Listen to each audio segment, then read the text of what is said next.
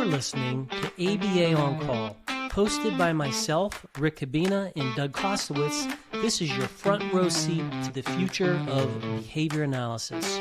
Join us for fresh ideas, practical strategies, and bold conversations designed to inspire action.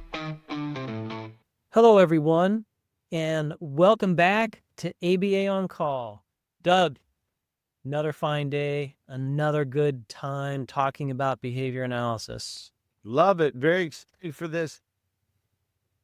This episode, I thought this would be a good episode to turn our attention to something that probably everybody who's listening experiences. And if you haven't experienced it, then, you're probably really old and interested in this podcast. And that is technology, and most specifically, these tech companies that offer these apps that we all engage in. And the first section that I'd like to talk about with you is how do these principles of reinforcement work with all the different tech applications? And like you're on some, I'm on some, everyone else there, we might not all be on the same things, but the chances are we have similar experiences.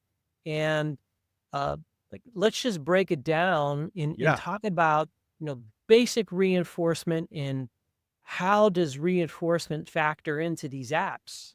Yeah. Why do we engage? Why do we behave? We behave because of reinforcement, right? If you're on this, you're not going to argue that point, right? There's reinforcement in place. So that means we're going to do something more. So how is reinforcement? How are they engaging us so that we check something every 30 seconds, so that we are engaged in little tiny bits of things?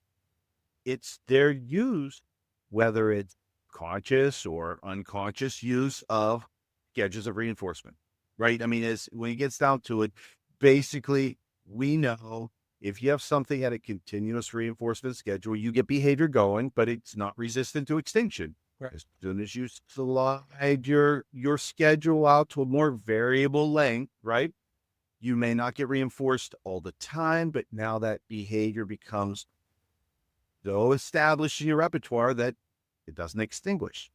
Well, now lay that over onto your phone, right?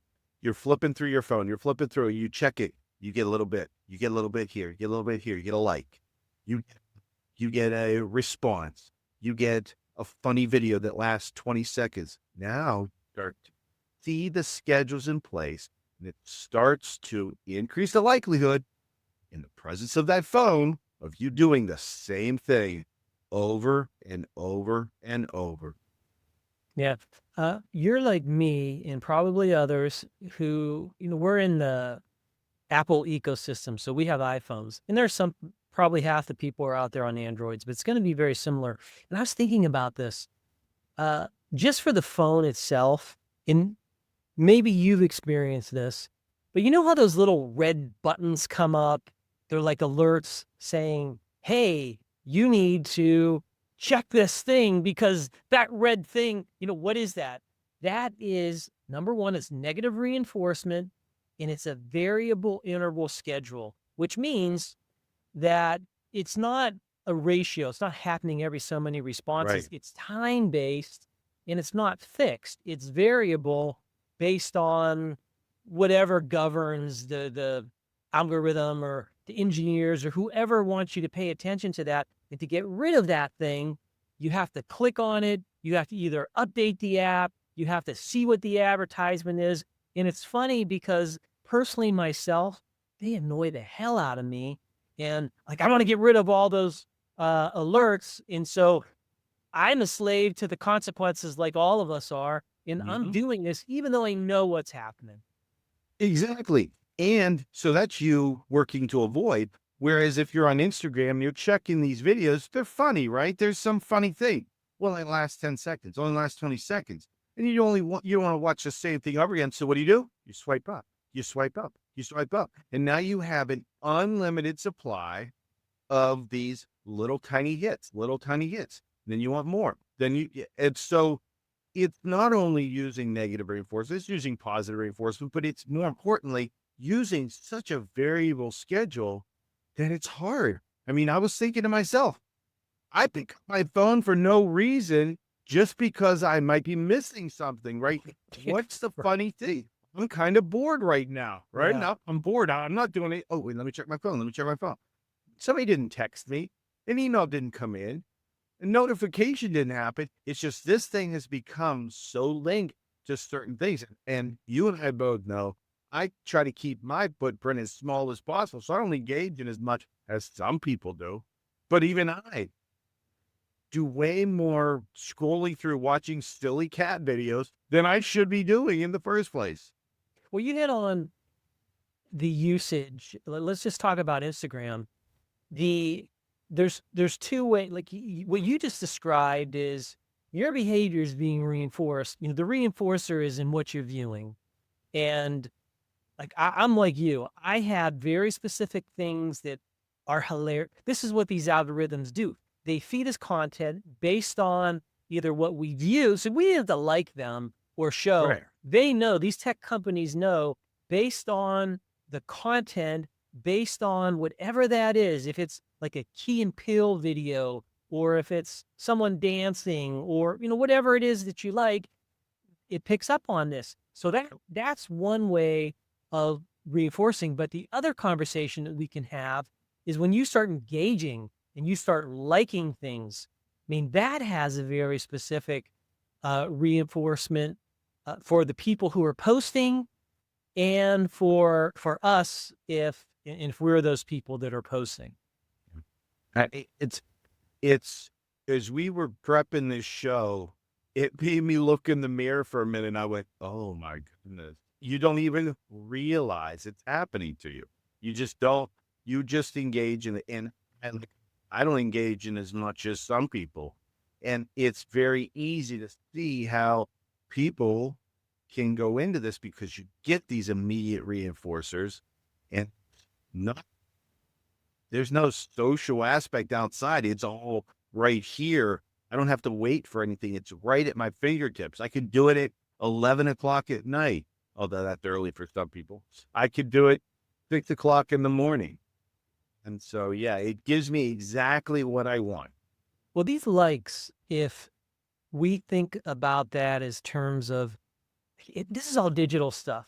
And let's say, we'll talk more about this when we get into the ethics. And we've actually talked about this when we were talking about critical thinking and we were talking about conspiracy theories.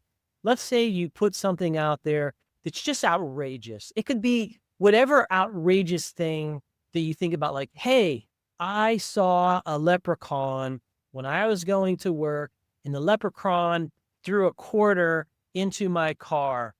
Someone's going to like that. And if someone likes that, that liking, when you post that, or that, whether it's a statement or whatever way that looks, that serves to reinforce that verbal behavior that you just engaged in. And, the more likes that happen, like we can look at this as a variable ratio schedule. Is it the magnitude? Is it like it's just one person likes your content? Is that enough to keep you going? Or do you need to be viral and you need to have 500 people liking? Like all of this conversation that we're having, it's all behavior analysis. And the people that are doing this might not even know anything about schedules, but they sure as hell know the effects, and they know how to weaponize this and how to make it just something that all of us are addicted to. Yes.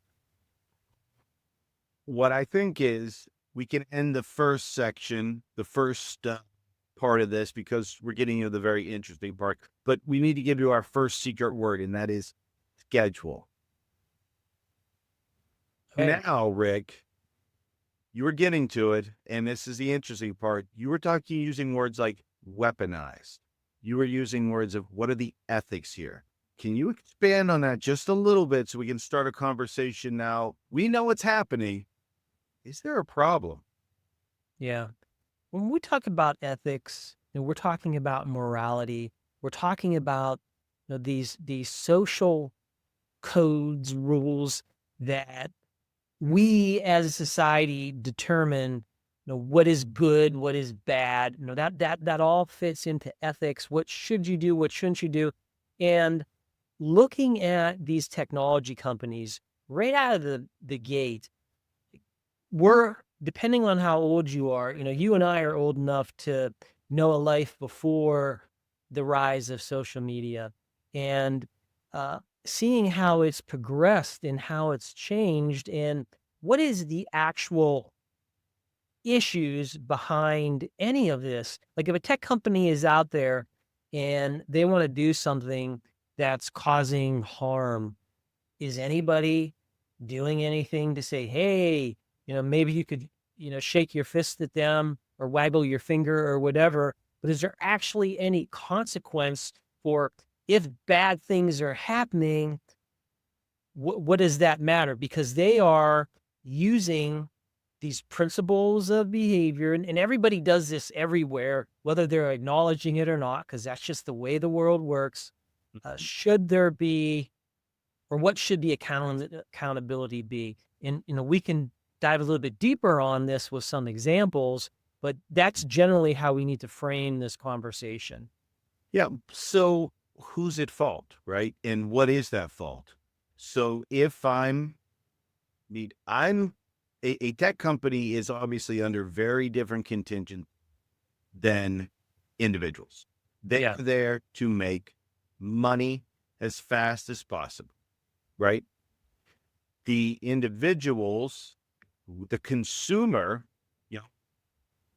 they're doing whatever they do, but they're under very different. And if I can arrange it to make as much money as possible and it harms, we've got a problem, right? Is that ethical? So the consumer protection. And the thing is, we were talking earlier, and some of the quote consequences for these tech industries are fines. The amount of money differentiating what they make versus a fine is laughable. I mean, when Yeah. you're talking orders of magnitude less.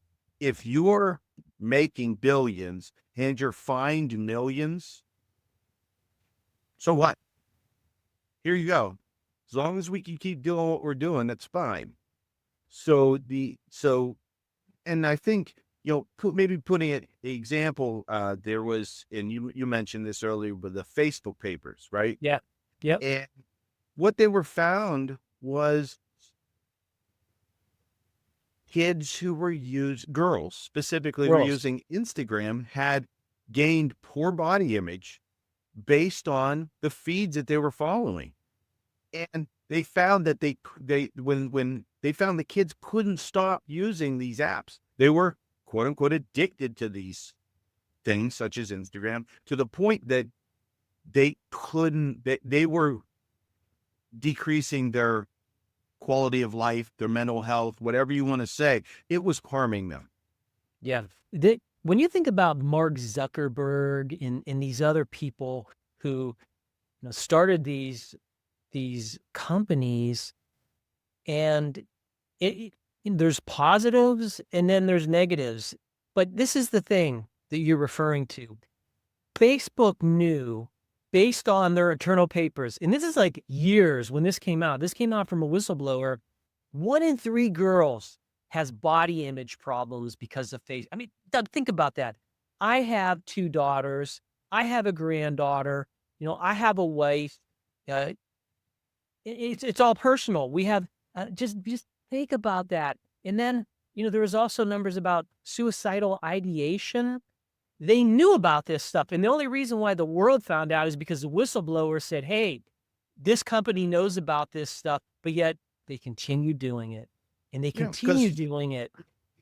does it would affect their bottom line to change? Yeah. It's all That's about it. engagement. It's engaged. They want you engaged. And as we were talking earlier, they've either stumbled on or purposely using these contingencies in such a way as kids can't engage. You know how effective it is to tell someone, hey, stop using drugs. And that's just the best. And that's, I mean, Right. if someone's in that, it has all that. I mean, we come up with plans and we go into great lengths to help someone who has an addiction. With this, we're going to send out a message. Hey, stop using this. Stop taking your dopamine hit every 30 seconds for all evening while no one can watch you. You can't. Yeah. So what's being used here is there is a really strong gamification, right? Understanding of this Sure. notion of you're sucked in, and what's being perpetuated is not good things for kids, not good things for people. Yeah. Whenever you say gamification, behavior analysis, we're talking about reinforcement contingencies. That's exactly what's going on here. And through time, these companies, when they use the word engagement, what does engagement mean? It means you doing things, that your behavior is being reinforced in some capacity so that rather than watch TV, you're on these platforms. I mean, there's so much that vies for our attention. Uh, we're no longer living in the world where most people are watching TV. Most people are on their phones, their tablets, their devices, and they're engaging in something or gaming. There's so much that's competing for people's attention and engagement. And these platforms are using these different ways of reinforcing behavior to just harm society. I mean, we just use that with girls, but we've talked before about the amplification of hate and how people are Yes. becoming radicalized. These ideas that were once fringe and that would be laughed at, now they're being espoused by political figures and actors and people that are all over the place. And that is having an incredible effect on society. Ask you a question. I'm going to get your thoughts on it. So someone could come to you and say, how is this different from a casino? A casino has the same things. It ruins families. People get addicted to gambling. We tell people to stop doing it, but it's their choice, right? It's the freedom to Sure. go gamble. How do you, because I see a difference between the two, not in effect, but I see a difference in how it's approached. What are your thoughts on the difference between that and kind of the ethical questions we're bringing up here Yeah. with, Again, when we talk about ethics, this is governing what we as a society say is what's right and what's wrong. Casinos at one point were considered a vice. Gambling was considered a vice. Like I remember, growing up, oh, you gamble? Like, oh, but now I feel that as society, that is way less of a vice. Think about all of the different online gambling sites that are, we talked about the harm that's being done to girls. When you look at young boys who are very risk aggressive, who are, developing at different levels, their maturity levels, and they're taking risks. These gambling apps are exactly doing what we just talked about to yeah, young men. And that is an incredible problem. So the gambling, I feel, in these casinos is way less of an issue because people are making money off it, just like these tech companies. yeah, so I think what I see is the gambling is just now coming over to the online more. It was you kind of went to a place to gamble. Yeah. I think that's the mindset that it was like, oh, you're a gambler, you go to gamble, or you gamble, whatever.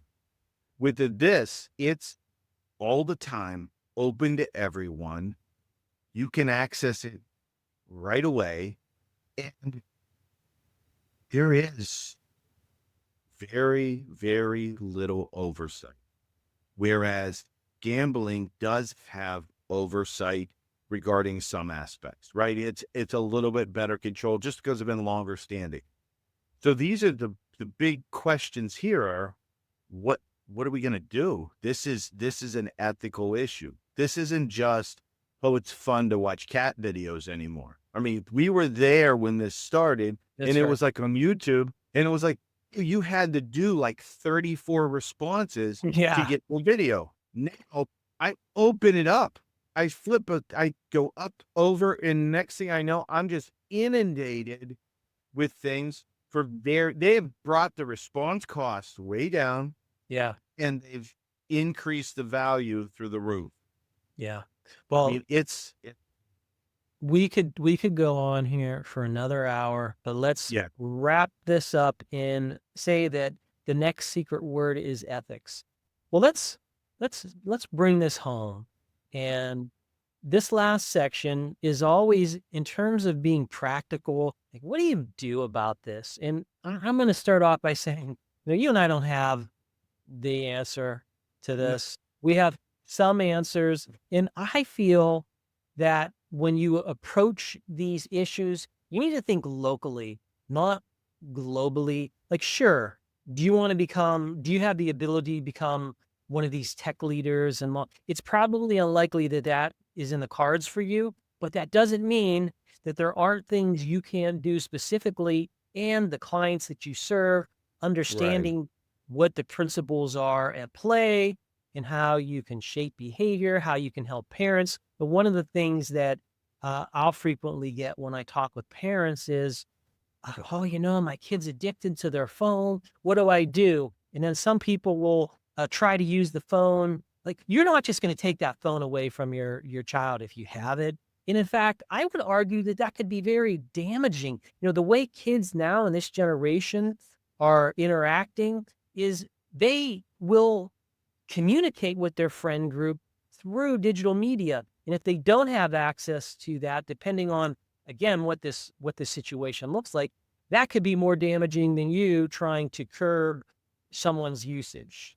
Yeah. So one of the things that we did, I mean, this a while ago, and he was younger, my son, but we would have a time when the phone turned off, right? And so it wasn't that he didn't have the phone; it was just it went off at a certain time, it went on at a certain time. So it wasn't, and you get a little nervous when because this item has become sort of all encompassing. It's hard to treat it as the forbidden fruit. You work for it. You can work for time on it or time on certain apps, but just to having the phone, because then it becomes, you get a little nervous about tying it together with, you only have to do good things to get access to it. Cause like you said, they may not be able to interact with their friends. You can't call a house anymore.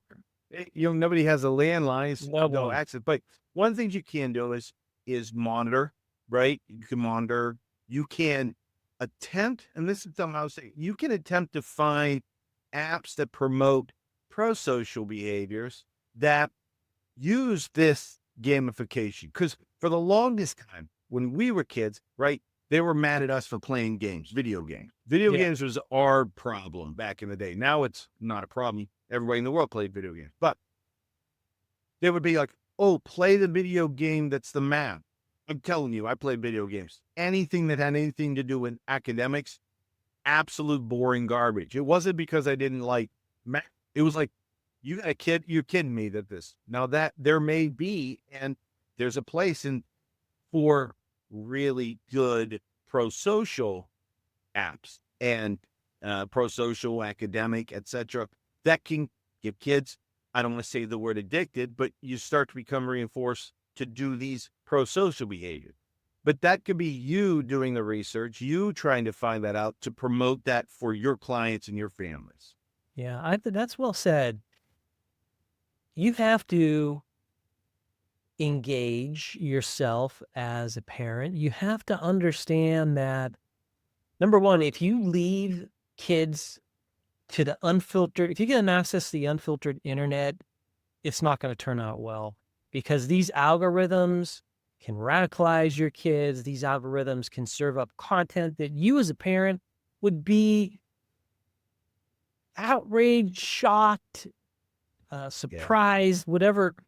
You have to understand what's going on, and there has to be supervision. So yes, there are some of these apps I saw before where there was this one app that came out where you could only say positive things about kids. And I remember, and I forget what that app was called, but it was like rising, and now you never hear of it again. And it's not being, so it would be nice if there was a way of doing that more often. And maybe there are ways that some of this could be done on a local level. Like I was observing a school not too long ago. It was a charter school, and I asked the head of the school. I said, "Hey, what are some of the issues? Like, are you dealing with bullying?" And you know what she said? It's the cyberbullying. So these kids, when they leave school, will just post nasty things. They'll take a picture and they'll somehow distort it. And how can you, as if you're in a school, how do you handle cyberbullying?